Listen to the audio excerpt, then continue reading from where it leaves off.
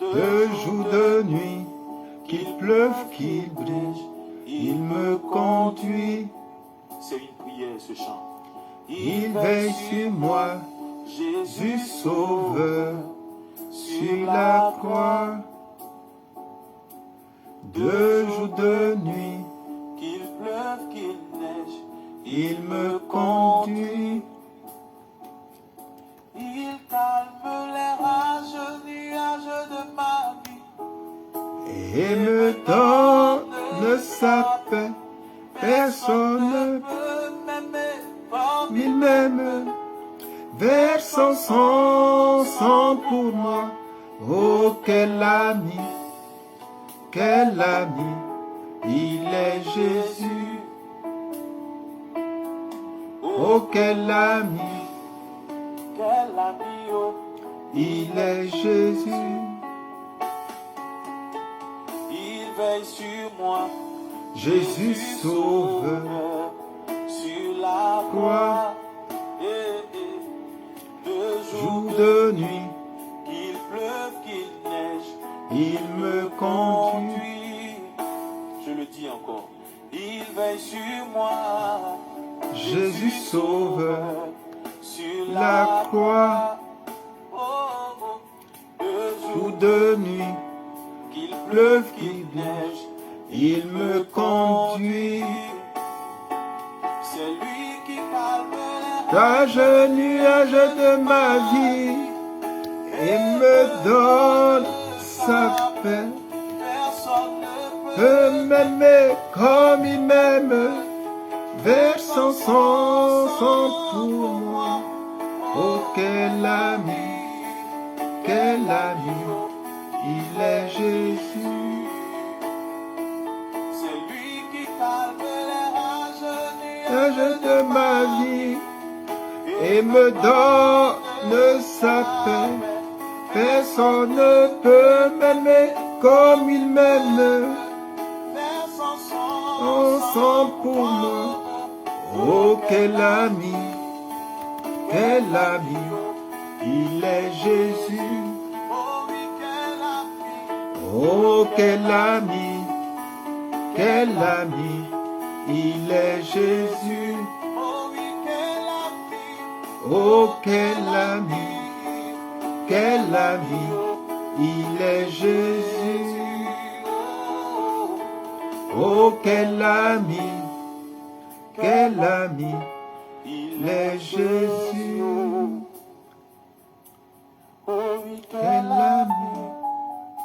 Quel ami, il est Jésus. Oh oui, quel ami, son nom c'est Jésus. Un ami qui ne me tourne pas le dos, non, non, non, non, non. Un appui véritable, son nom c'est Jésus. Oh, oh oui, quel ami. Quel ami, il est Jésus. Oh, quel ami, il est Jésus. Oh, quel ami, quel ami,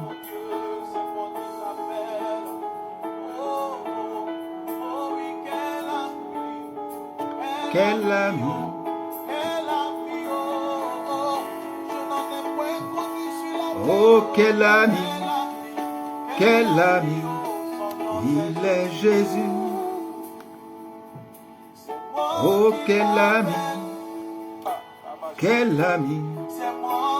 il est Jésus.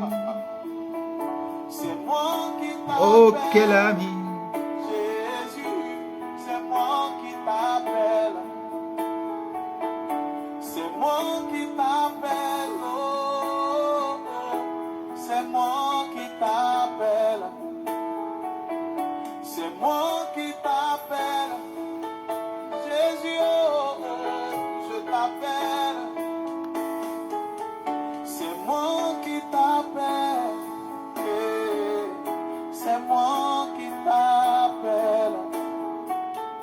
C'est moi qui t'appelle. t'appelle. Lion de Judas, c'est moi qui t'appelle. Alpha, Oméga, c'est moi qui t'appelle. Jésus, oh, oh, c'est moi qui t'appelle. C'est moi qui t'appelle, oh, oh, c'est moi qui t'appelle. Mon Rédempteur est vivant et dans ma vie, il se lèvera comme le dernier. Je t'appelle en premier, tu réponds le dernier, c'est moi qui t'appelle. Je t'appelle en premier, tu te... Alléluia, soyez les bienvenus. Nous vous saluons dans le merveilleux nom de Jésus-Christ. Amen, amen, amen, amen. Je dis merci au Seigneur pour la vie de chacun. Merci pour la grâce qui nous permet de pouvoir être encore ici. Et nous voulons bénir son nom pour cela. Je prie que le Saint-Esprit ce soir nous assiste. Je prie que le précieux Saint-Esprit étende sur nous sa faveur et qu'il vienne glorifier Jésus. La Bible dit, il prendra ce qui est à lui et il nous le donnera.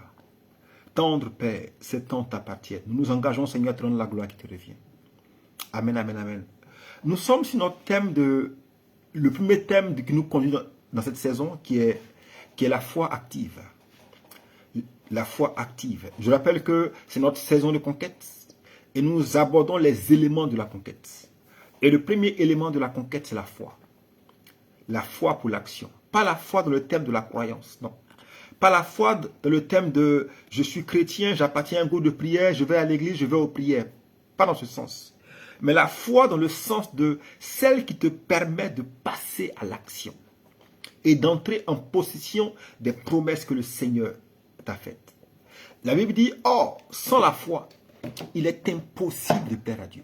Elle dit « impossible ». Ce verset dit que je peux avoir toutes les qualités. Je peux être un homme de prière, un homme de jeûne. Je peux même être un homme d'offrande. Mais la Bible dit que si la foi n'est pas là, il est totalement impossible que Dieu m'approuve. Totalement impossible. C'est en cela que la Bible dit qu'il approuve l'offrande d'Abel, mais il rejette celle de Caïn. Lorsque, à première vue, on regarde, on a l'impression qu'il y a une injustice. Mais quand tu creuses et que tu vas un peu plus loin, tu te rends compte qu'il y a derrière le rejet de Dieu quelque chose de bien plus grand. Qui fait que si l'offrande d'Abel et celle de Caïn sont mis dans une balance, en réalité, l'offrande d'Abel a plus de poids que l'offrande de Caïn. Et comme celle d'Abel a plus de poids, Dieu ne peut que l'accepter. Et comme il est appelé à porter un regard entre l'offrande de l'un et de l'autre, il est obligé d'accepter une et de rejeter une autre. Où est ta foi? Je lis ce passage rapidement avant de venir à mon thème du jour. Ce texte dit, au bout de quelque temps, Caïn fit une offrande de produits de la terre au Seigneur. C'est parfait, c'est très bien. La suite dit de son côté, Abel en fit une des premiers-nés de son troupeau et de leur graisse. L'Éternel porta un regard favorable sur Abel et sur son offrande, mais pas sur Caïn et sur son offrande. Et Caïn fut irrité. La Bible ne dit pas qu'il a rejeté l'offrande de Caïn, mais elle dit qu'il a porté un regard favorable sur celle d'Abel, mais pas un regard favorable sur celle de Caïn. Et elle dit que dans l'acte que Abel pose, elle dit qu'Abel donne les premiers-nés de son troupeau. C'est-à-dire que le premier-né, c'est ce qui garantit la survie du troupeau. La graisse, c'est ce dont il a besoin pour pouvoir se protéger. À son époque, la graisse servait à couvrir. On enduisait le bétail de graisse pour ne pas que les insectes viennent se nourrir de leur sang. Donc, lorsqu'il donne les premiers-nés et qu'il donne la graisse, il donne ce qui garantit la survie de son troupeau. Pour donner ce qui garantit la survie de ton troupeau, il met en réalité son troupeau en péril. Et pour mettre un troupeau en péril au travers d'une offrande, ça signifie qu'il a suffisamment confiance en Dieu pour croire que Dieu est capable de garder son troupeau. Caïn, lui, il a porté une offrande ordinaire. Mais dans l'acte que Caïn pose, il y a plutôt quelqu'un qui compte sur lui-même pour pouvoir y arriver. Dans l'acte que Abel pose, il y a plutôt quelqu'un qui compte sur Dieu pour y arriver.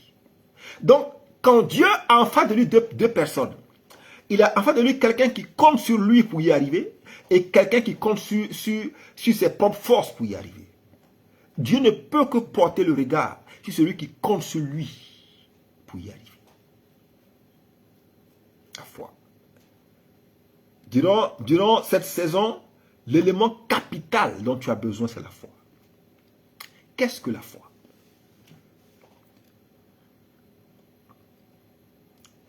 Qu'est-ce que la foi? Puisque, selon la parole de Dieu, rien ne marche sans la foi.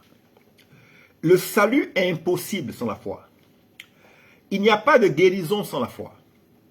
Rien n'est possible sans la foi. Et la Bible dit que tout est possible à celui qui croit. Si la Bible dit tout est possible à celui qui croit, ça veut dire que tout devient impossible pour celui qui ne croit pas. Tout devient impossible pour celui qui ne croit pas.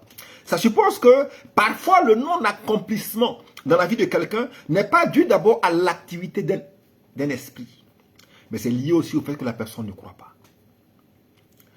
Et je peux être par exemple un homme ou une femme de prière, mais sans la foi je vais échouer. Je peux être un homme ou une femme de jeûne et de prière. Je peux passer la nuit à prier. Je peux jeûner pendant 40 jours. Mais quand j'aurai fini de faire tout ça, si la foi n'est pas là, ce que je vais faire sera marqué par l'échec. Tout réussit aux hommes et aux femmes de foi. Tout. Tout leur réussit. Si quelqu'un a une foi forte, cette personne sera forte sur la terre. Elle sera forte dans sa vie. Elle sera forte dans ses activités. En réalité, c'est la foi qui détermine la position qu'une personne occupe. C'est sa foi. Ce que tu vis n'est rien d'autre que le reflet de ta foi. Et pourquoi? Parce que rien ne résiste à la foi. Rien. Il n'y a aucune situation, aucun défi, aucune réalité qui s'oppose lorsque la voix de la foi s'élève. Quand quelqu'un exprime sa foi, tout est obligé de s'arrêter. Et nous avions expliqué que tous les exploits dans la marche avec Dieu sont liés à la foi. Tous. Tous les exploits dans la marche avec Dieu ont pour base la foi. Il n'y a pas d'exploit sans foi. C'est impossible. La foi est la monnaie du royaume des cieux. Lorsque je me déclare enfant de Dieu, ça veut dire que lorsque j'accepte Jésus-Christ comme Seigneur et Sauveur personnel et que désormais Dieu me regarde comme son enfant, je suis physiquement sur la terre, mais spirituellement, je suis du royaume des cieux. La Bible dit, vous êtes morts et vous êtes cachés avec Christ en Dieu. La Bible dit en Éphésiens, il nous a ressuscités ensemble et il nous a fait asseoir ensemble dans les lieux célestes en Christ. Elle dit, physiquement, je suis sur terre, mais spirituellement, je suis dans le royaume des cieux. Et comme je suis citoyen du royaume des cieux, dans mon royaume, de même que dans chaque pays, il y a une monnaie en vigueur. Aux États-Unis, c'est le dollar. Au Sénégal, en Côte d'Ivoire, c'est le franc CFA. En France, c'est l'euro.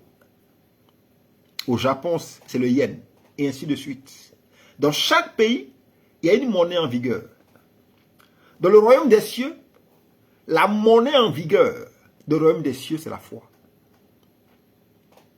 C'est la foi qui est la monnaie qui est en vigueur dans le royaume des cieux. Ça veut dire quoi? Ça veut dire qu'en tant que citoyen du royaume des cieux, si je n'ai pas la foi, je ne peux rien acheter. Je ne peux rien avoir. Rien du tout. Donc, je peux avoir des pleurs. Je peux avoir des murmures. Je peux avoir des lamentations. Je peux avoir du découragement. Mais si je n'ai pas la foi, je n'ai rien. Et avec Dieu, en réalité, le plus pauvre ou les plus pauvres, ce ne sont pas ceux qui n'ont pas d'argent. Ce sont ceux qui manquent de foi. C'est pourquoi, dans les choses de Dieu, parce que la Bible dit, venez acheter même sans argent. La Bible dit, venez acheter même sans argent. Pourquoi? Parce que dans le royaume des cieux, Ce n'est pas avec de l'argent qu'on achète, mais c'est avec la foi. Et si la foi n'est pas là, je peux crier au Seigneur, mais je ne pourrai pas entrer en possession de ce que j'attends. Parce que je n'ai pas ce qu'il faut. Je ne dispose pas de ressources. Je ne dispose pas de moyens pour entrer en possession de ce que je veux. Ésaïe 55, verset 1 à suivant. Vous tous qui avez soif, venez aux eaux. Même celui qui n'a pas d'argent, venez acheter, manger, venez acheter du vin et du lait sans argent, sans rien payer. Parce que la monnaie d'échange, c'est ma foi. Et Dieu attend ma foi pour entrer en position de ce que j'attends de lui. La destinée est liée à la foi. L'accomplissement de la vision est lié à la foi. Quand Dieu appelle quelqu'un pour l'accomplissement de son appel, il faut la foi. Sans la foi, la personne n'y arrivera pas. Quelqu'un peut dire il est appelé à l'œuvre de Dieu. Il peut dire le Seigneur m'a appelé. Mais si la personne ne croit pas, il ne se passera rien. Même pour la délivrance du péché, il faut la foi. Il faut croire que Dieu est capable de t'en sortir. Sans la foi, tu n'y arriveras pas. Quand Dieu demande à quelqu'un de faire quelque chose, sans la foi, la personne n'y arrivera jamais. Si la personne n'y croit pas, il ne se passera rien du tout. Et parfois, l'un des signes que c'est Dieu qui t'a appelé, c'est que tes capacités physiques, intellectuelles, financières ne te permettent pas de le réaliser. Pourquoi? Parce que Dieu compte sur les ressources du royaume des cieux pour le faire. Mais ce qui te permet, toi, de disposer des ressources du royaume des cieux, c'est ta foi. C'est pourquoi ces ressources sont disponibles. Sa puissance infinie est disponible. Les anges et les archanges sont disponibles pour t'aider. Mais il faut un pont. Il faut un canal par lequel les ressources illimitées du royaume des cieux soient mises à ta disposition, par lequel la puissance de Dieu descend dans ta vie. Et le canal, le pont qui permet à cette puissance de descendre dans ta vie, c'est ta foi. C'est pourquoi, quand ta foi n'est pas là, les ressources sont disponibles, mais tu n'entres pas en position de ces ressources-là. Tu sais que c'est possible, tu sais que Dieu le veut, tu sais que Dieu a parlé et que Dieu est d'accord pour que ça se fasse. Mais dans ta vie, tu constates qu'il n'y a rien. Il n'y a rien, aucun résultat. Le problème, c'est ta foi. La foi n'est pas là. La foi a manqué. La foi a manqué.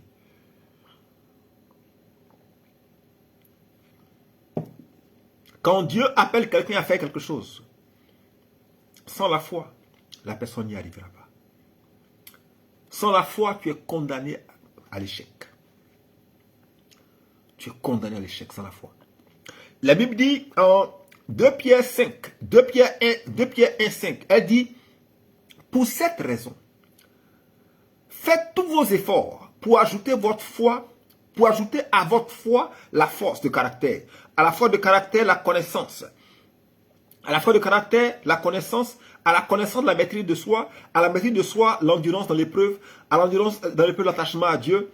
À l'attachement à Dieu, l'amour fraternel. À l'amour fraternel, l'amour. Car si vous possédez ces choses, ces qualités, si elles grandissent sans cesse en vous, elles vous rendront actifs et vous permettront de connaître toujours mieux votre Seigneur Jésus-Christ. Mais le verset 2, le 2 Pierre 1, 5, ce verset commence en disant « Faites tous vos efforts pour ajouter à votre foi. » Ce verset dit « Je n'ajoute pas la foi à autre chose. » Non. Mais c'est tout qui vient s'ajouter à la foi. Ce verset dit que l'élément de base sur lequel tout vient reposer, c'est la foi. Mais la foi ne vient pas en plus. La foi est l'élément premier, l'élément primordial. La base, les fondements sur lesquels tout est bâti. Si la foi n'est pas là, tout le reste est voué à l'échec. Et foi égale lorsque la foi est posée, lorsque quelqu'un bâtit sur la foi, Je rappelle que quand je dis foi, je parle de confiance en Dieu. Confiance totale. Pas une confiance que je dis dans la bouche, non. Mais une confiance qui vient du cœur. Pardon, qui vient de l'intérieur. Quand la foi est posée, quand quelqu'un bâtit sur la foi, le succès est garanti. Pourquoi? Parce que la foi engage l'intégrité de Dieu. Lorsque quelqu'un décide de mettre sa confiance en Dieu, il engage automatiquement la réputation de Dieu. Automatiquement. Quand quelqu'un ne met pas sa confiance dans le Seigneur, tant que tu n'as pas confiance en Dieu, son intégrité, sa réputation n'est pas engagée. Donc, tu peux échouer. Son nom n'est pas engagé. Tu peux même dire au nom de Jésus et tu vas échouer. Et tu vas dire, mais Seigneur, pourquoi tu m'as abandonné? Seigneur, mais pourtant tout le monde sait que je te prie. Et puis tu m'as abandonné. Il ne t'a pas abandonné. En fait, tu vas à l'église, c'est vrai. Tu as même un groupe de prière. Mais tu n'as pas engagé sa réputation dans ce que tu fais. Ni son intégrité. Sa réputation n'est pas engagée parce que tu vas à l'église. Ou bien parce qu'on te voit jeûner. Ou bien parce qu'on te voit aller évangéliser. Non. La réputation de Dieu est engagée lorsque tu lui fais confiance. Dès l'instant où quelqu'un fait confiance en Dieu, où quelqu'un met sa foi dans le Seigneur, où quelqu'un pose sa confiance en Dieu, automatiquement, dans le monde, dans le règne spirituel, la personne engage l'intégrité de Dieu. La personne engage la réputation de Dieu. Et comme ta confiance engage sa réputation, les anges qui le servent se mettent à disposition pour veiller à ce que ce pourquoi tu as mis en lui ta confiance se réalise. Automatiquement. Et je rappelle, le problème c'est que le monde spirituel sait si tu as confiance en Dieu ou si tu n'as pas confiance en lui. Donc, je peux dire aux hommes que j'ai confiance en Dieu. Je peux faire croire aux hommes que je suis un homme de foi. Mais le monde spirituel qui connaît mon cœur, le Dieu qui sont les cœurs et les reins, sait que je n'ai pas confiance en lui. C'est pourquoi je dirai aux hommes, j'ai confiance en Dieu, j'irai et j'échouerai. Parce qu'en réalité, je ne fais pas confiance. La foi est la démonstration de ma confiance en Dieu. Je rappelle que, selon l'épître de Jacques, la foi se démontre. Elle ne peut pas rester dans des mots. Elle se démontre. La Bible dit, Jérémie, je termine par ça, Jérémie chapitre 17, verset 5 à 8, elle dit, voici ce que déclare l'Éternel. Maudit soit l'homme qui compte sur des hommes et qui fait des moyens humains la source de sa force, mais qui détourne son cœur du Seigneur. Il aura le même sort qu'un buisson chétif dans la steppe. Aucune chance pour lui de voir venir le bonheur. Il restera là, parmi les pierres du désert, sur cette terre stérile que personne n'habite. La Bible dit, lorsque un enfant du royaume des cieux, tu peux ne pas être chrétien, ne pas appartenir à Jésus. Mais dès l'instant où tu appartiens à Jésus, tu es citoyen du royaume des cieux, et qu'en toi il n'y a pas de confiance, et que tu prends la décision de ne pas compter sur le Seigneur. La Bible dit que tu fais des moyens humains, tu fais de toi-même la source de ta force. La Bible dit, il n'a aucune chance de voir venir le bonheur. Aucune chance. Jérémie 17, 6 dit, aucune chance pour lui de voir venir le bonheur. La version française courante dit, il restera là. C'est-à-dire que la personne va entrer dans une sorte de stagnation et de limitation. Elle va combattre les esprits. Elle va jeûner pour briser les autels. Elle va attaquer la sorcellerie. Alors qu'en réalité, son problème vient du fait qu'elle n'a pas confiance en Dieu. Elle ne lui fait pas confiance. Mais le verset 7 dit, mais celui qui met sa confiance en moi et qui s'appuie sur moi, dit le Seigneur, je le bénis. Le Seigneur dit qu'il bénit celui qui met sa confiance en lui et qui s'appuie sur lui, celui qui compte sur lui dans ce qu'il fait. Je n'ai pas dit de ne pas établir des relations avec des hommes, non. Je n'ai pas dit de ne pas avoir des associés. Non. Il faut avoir des associés, établir des réseaux relationnels. Mais, ne pas compter sur eux. Parce que tous ceux qui ont commis l'erreur de compter sur des hommes ont été déçus. Et la suite dit que celui qui met sa confiance dans le Seigneur est comme un arbre planté près des eaux et qui étend ses racines vers le courant. Il n'aperçoit point la chaleur quand elle vient et son feuillage reste vert. Quand vient le temps de sécheresse, il n'a point de crainte et il ne cesse de porter du fruit. Dieu veut que tu lui fasses confiance.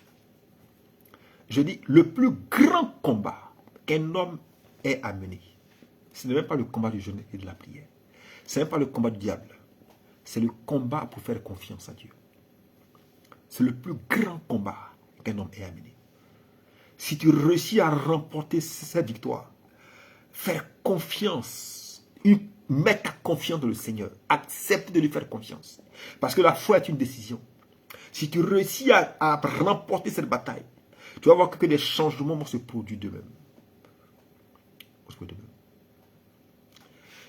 Il nous reste août, septembre, octobre, novembre, décembre. 5 mois pour la fin de l'année. Je ne veux pas que tu attendes décembre pour dire, oh, le Seigneur le fera dans les derniers jours de l'année, c'est encore possible. Non. Décembre est fait pour planifier la nouvelle année. Les objectifs de l'année doivent être bouclés au plus tard à fin octobre.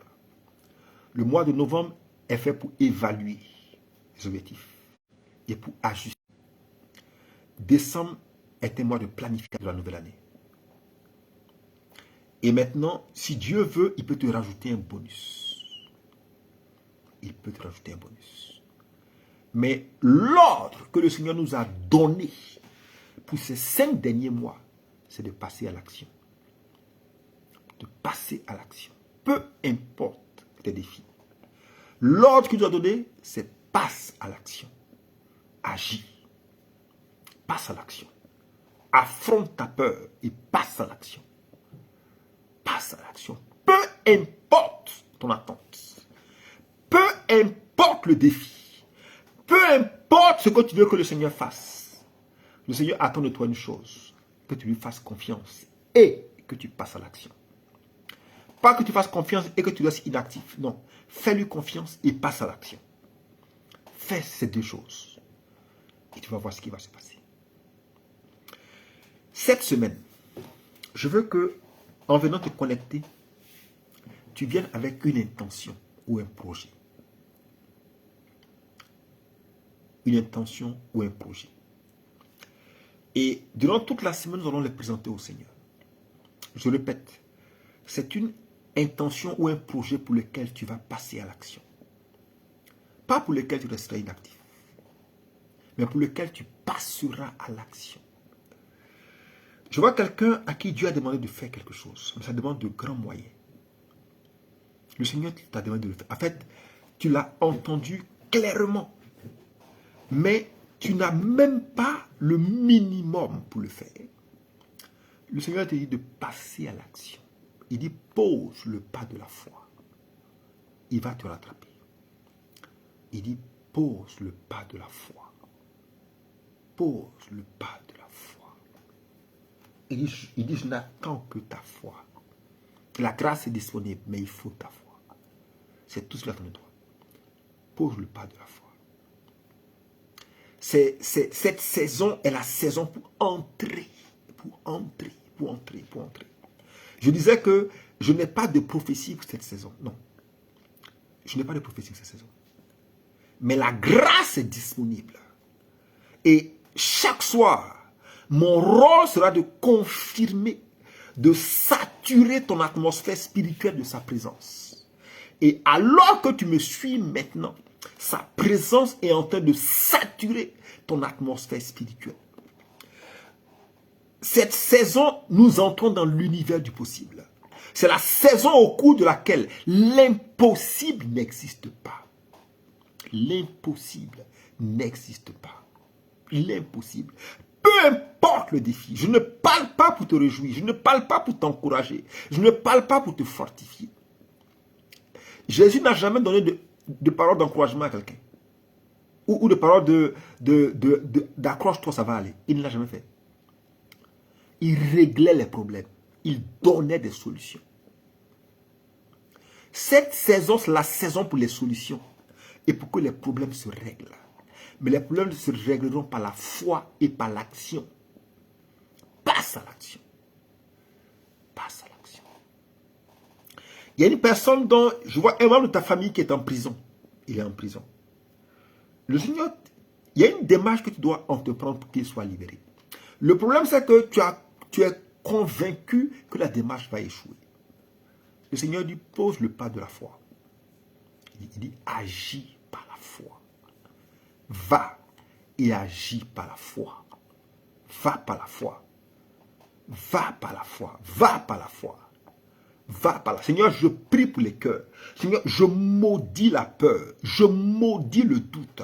Je maudis tout esprit de peur. Je lis la peur. Peur, je te pousse, je te chasse. Seigneur, si